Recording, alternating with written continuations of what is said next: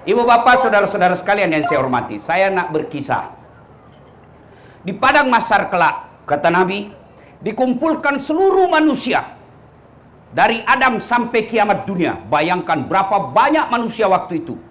Dan pada saat itu kata Nabi, wajah kita berdasarkan amal. Boleh jadi lebih cakep, lebih gagah, lebih tampan, lebih cantik, boleh jadi juga lebih hancur. Dan pada saat itu hampir semua orang gelisah, sengsara perasaannya. Kenapa? Ingin mengetahui saya ini masuk surga atau masuk neraka, sementara pengadilan belum juga dimulai. Dalam keadaan gelisah itu, datanglah sekelompok manusia menghadap kepada Nabi Adam. Ya Adam, engkau adalah kakek kami semua. Tolong menghadap kepada Allah, berdoa supaya segera dibuka pengadilan. Mendengar ini Nabi Adam berkata, saya malu ketemu Allah. Kenapa? Saya pernah memakan barang haram sekali, di mana wajah saya mau tampakkan hadapan Allah. Saya malu ketemu Allah. Allahu Akbar. Nabi Adam sekali makan barang haram, malu ketemu Allah. Gimana mereka manusia yang tiada hari tanpa makan uang haram? Di mana muka mereka? Lalu Nabi Adam alaihissalam berkata, kau cobalah datang kepada Ibrahim alaihissalam, minta pertolongan kepada Ibrahim, segera berdoa. Lalu datanglah sekelompok manusia ini. Ya Ibrahim, andalah kakek atau datuk para nabi. Tolong menghadap kepada Allah, berdoa supaya segera dibuka pengadilan. Apa kata Nabi Ibrahim? Saya malu ketemu Allah. Kenapa? Saya pernah bohong di hadapan Raja Namrud. Saya malu ketemu Allah hari ini. Allahu Akbar. Ibrahim alaihissalam satu kali berbohong, malu ketemu Allah. Gimana tuan-tuan yang tiada hari tanpa bohongi istrinya? Ini muka-muka kita, Pak. Kalau mau hidupmu bahagia, muliakan istrimu. Tidak ada kehormatan seorang lelaki yang tidak tahu menghormati istrinya. Nabi Muhammad sallallahu alaihi wasallam, berapa istrinya Nabi Muhammad? Ibu-ibu, berapa istrinya Nabi Muhammad? Tidak mau jawab tuh, meskipun dia sudah tahu. Berapa istri Nabi? 11. Dari 11 istri Nabi, tidak ada satu pun yang pernah dipanggil namanya.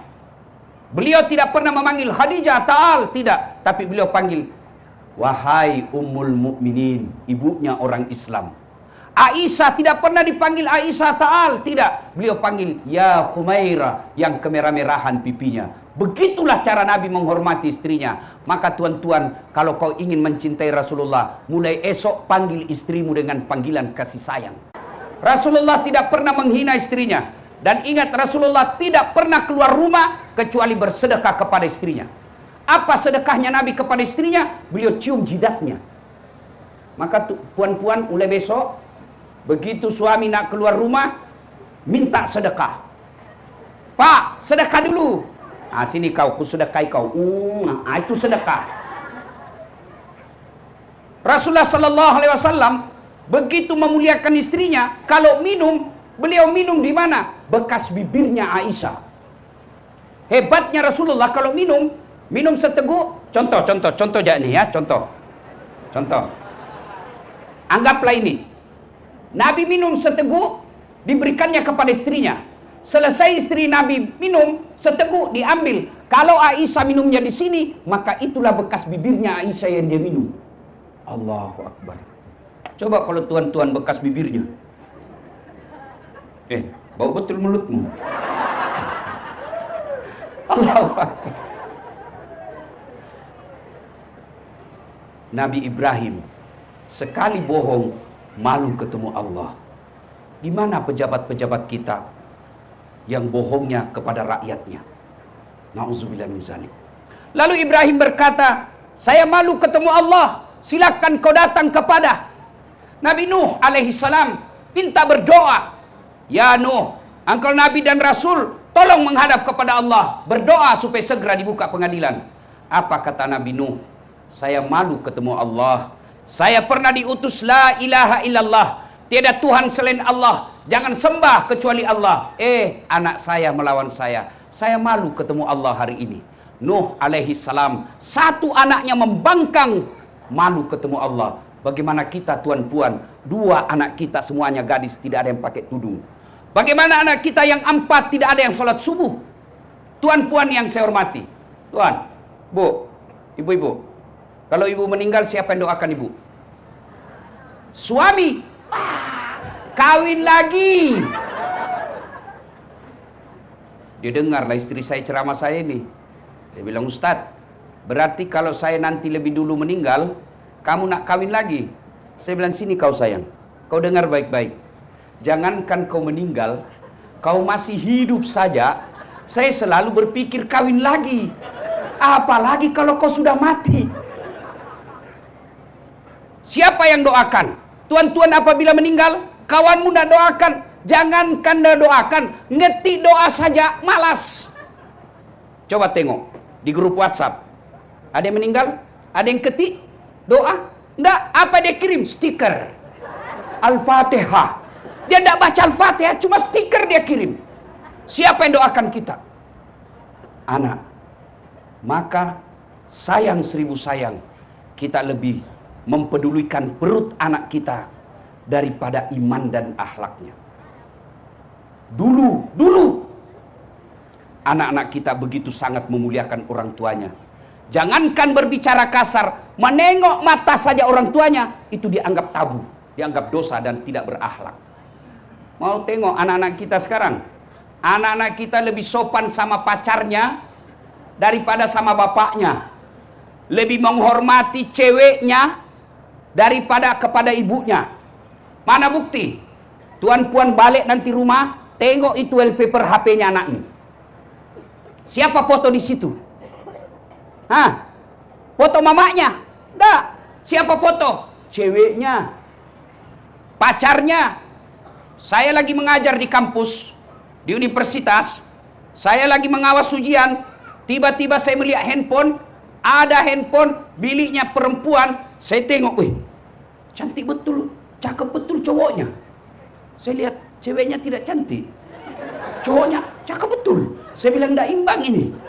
Saya tanyalah dia, ini cowokmu dek, cakep betul. Dia bilang, tidak Ustaz. Siapa ini? Lee Min Ho. Dia tanya, siapa ini Lee Min Ho? Ustaz tidak gaul. Saya bilang, siapa ini? Artis Korea. Dia kenal kau? Tidak Ustaz. Pernah kau dikirimi SMS, WhatsApp? Tidak Ustaz. Pernah kau ditelepon? Tidak Ustaz. Untuk apa kau pasang ini? Ganti, pasang fotonya bapakmu. Bapakmu yang biayai kamu. Bapakmu yang ongkosi kamu. Bapakmu yang antar kau pergi kuliah. Masa kau hormat ini? Ganti, tukar itu. Foto bapakmu kau pasang situ. Dia carilah foto bapaknya. Tunggu dulu Pak Ustaz, saya baru cari. Aduh, sudah terhapus Ustaz. Anak muda, kalau macam ini modelmu, biar kau rajin sholat deh. Kalau kau tidak hormati orang tuamu, kata Nabi, jangankan masuk surga, baunya surga kau tidak akan dapat. Umar bin Khattab datang bertanya kepada Nabi, ya Rasulullah, saya tahu tidak mungkin saya melihat wajah Allah di dunia ini. Saya paham tak mungkin saya bisa tampak wajah Allah di dunia. Tapi saya nak tahu bagaimana supaya Allah tersenyum kepadaku. Maka Nabi menjawab, buat ibu bapakmu tersenyum, Allah pasti tersenyum kepadamu. Adik-adikku sekalian, kalau kamu mau lihat gambaran kasih sayang Allah kepada manusia, lihat ibumu ketika hamil. Kenapa Nabi ketika ditanya, ya Rasulullah, setelah Allah dan Rasulnya siapa yang saya taati? Apa jawaban Nabi? Ibumu. Setelah itu siapa? Ibumu. Setelah itu siapa? Ibumu. Setelah itu siapa? Bapakmu. Ibu, bapak. Berarti 3 ibu, 1 bapak. Salah paham lagi nih. Saya tak cakap 3 istri, 3 kali ibu. Kenapa 3 kali? Kenapa tidak 4 kali? Kenapa tidak 1 kali? Karena ternyata menurut ahli hadis ada 3 kelebihan ibu yang tidak bisa dimampu dan tidak bisa dipikul oleh laki-laki. Apa itu? 1, hamil. Masih ingat waktu hamil ibu? Enak tak? Enak tak? Tak. Tapi kenapa ulang-ulang? Coba lihat ibu hamil, Masya Allah. Jalan aja setengah mati. Aduh. Duduk pun pakai standar samping. Iya. Masih ingat waktu hamil? Ada yang tidur tengkurap. Tidurnya saat gaya. Iya toh? Dua. Yang kedua, ketika melahirkan. Ada ibu-ibu yang melahirkan senyum. Meskipun dia kaya, datin, senyum. Keluar kok nak. Setengah mati juga. Bapak-bapak paling stres tapi sempat merokok. Paling kita laki-laki menderita ketika ngidam. Tidak tahu saya apa bahasa Melayunya ngidam. Sama kan? Paling ngidam. Ada bapak-bapak di Makassar, dia tanya, Ustadz, apa doanya supaya istri berhenti ngidam? Saya bilang, ngidam apa istrimu? Dia bilang, nanti dia bisa boleh tidur kalau dia lihat saya di atas lemari. Jadi kalau istrinya mau tidur jam 10, setengah 10 naiklah dia di atas lemari. Saya bilang, berarti kau itu dibodoh-bodohi kau istrimu. Iya toh? Melahirkan setengah mati. Pilihan antara hidup dan mati. Tidak sedikit perempuan meninggal melahirkan anaknya. Dan yang ketiga, saat menyusui. Masih ingat waktu menyusui, Bu? Apalagi ketika tumbuh giginya kan? Apa ibu? Kok gigit saya? Enggak, dibujuknya. Lepas nak. Kata suaminya, kenapa Bu? Siang anaknya, malam bapaknya. Maka itulah sebabnya ketika anak yang durhaka kepada orang tua tidak bakal kau dapat masuk surga. Itulah sebabnya dijelaskan agama kita, al jannatu tahta aqdamil ummahat, surga berada di bawah telapak kaki ibu. Itulah sebabnya Al-Quran menginformasikan kepada kita, imma yablughanna indakal kibra ahaduhuma au kilahuma fala takullahuma Kata saja dilarang. Ada yang tanya mahasiswa saya, gimana kalau orang tua saya tidak sholat? Gimana kalau orang tua saya tidak sholat? Dia tidak puasa, akhlaknya jelek. Bukan urusanmu. Tidak ada orang tua durhaka sama anaknya. Tapi kalau dia tidak urus anaknya, apa dia durhaka? Tidak, dia durhaka kepada Allah. Tidak durhaka kepada anaknya. Maka tuan-puan, terutamanya adik-adik sekalian, kalau kalian mau sukses, birrul walidain, berbuat baiklah kepada kedua orang tuamu. Saya masih kuliah Ustadz, saya masih sekolah, belum dapat kerja Ustadz. Macam mana beli kereta untuk ibu saya? Saya belum punya uang. Kalau kau belum mampu membelikan ibumu rumah, belum mampu membelikan kereta ibumu, caramu berbuat baik, jangan kau sakiti hatinya.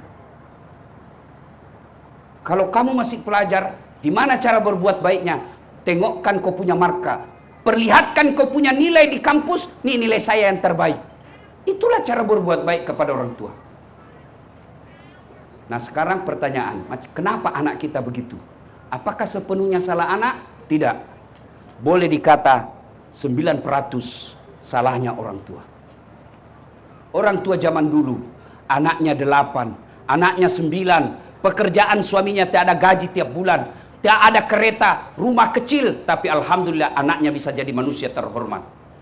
Macam mana perempuan kita sekarang? Anaknya cuma 1, ada keretanya, rumahnya bagus, gaji bulanannya cukup, tapi 1 anaknya tak mampu dia urus. Kenapa? Karena perempuan sekarang lebih sibuk di medsos daripada ngurus anaknya. Percayalah, ketika kita wafat, tidak ada lagi yang bisa doakan kita. Tak ada lagi yang mampu kita lakukan. Ketika sudah dalam kubur, tak mampu lagi kita puasa, tak mampu lagi kita sholat, tak mampu lagi kita berdoa. Tapi kata Nabi, ada 3 yang boleh menolongmu ketika sudah masuk di kubur. 1 diantaranya, anak yang soleh dan soleha. Saya nak tanya, tuan-puan, boleh tidak anak kita jadi polis, dia tidak pernah sekolah polis? Boleh tak? Tak. Boleh tak anak kita jadi ahli parlemen, dia tidak pernah undi raya? Tak. Boleh tidak anak kita jadi dokter, tak pernah kuliah kedokteran? Tak. Tapi boleh tidak anak kita soleh dan soleh meskipun dia tidak dokter? Boleh? Boleh tidak anak kita soleh dan soleha meskipun dia tidak polis dan tidak tentara? Boleh. Boleh tidak anak kita soleh dan soleha meskipun orang tuanya bukan datuk? Boleh. Maknanya lebih gampang anakmu jadi soleh dan soleha daripada jadi dokter. Orang tua zaman sekarang, dia bangga kalau anaknya pintar bahasa Inggris. Wah, boleh tahan anaknya itu Ustaz. Kenapa? Masih kecil dia pintar bahasa Inggris? Tidak istimewa. Kenapa? Banyak yang pintar bahasa Inggris. Tidak percaya ke Inggris. Anak-anak sana masih kecil lagi pandai bahasa Inggris. Iya toh? Emang kalau anakmu jago bahasa Inggris, begitu kau meninggal, dia berdoa pakai bahasa Inggris? Oh my God. Nah, dia tetap pakai bahasa Melayu.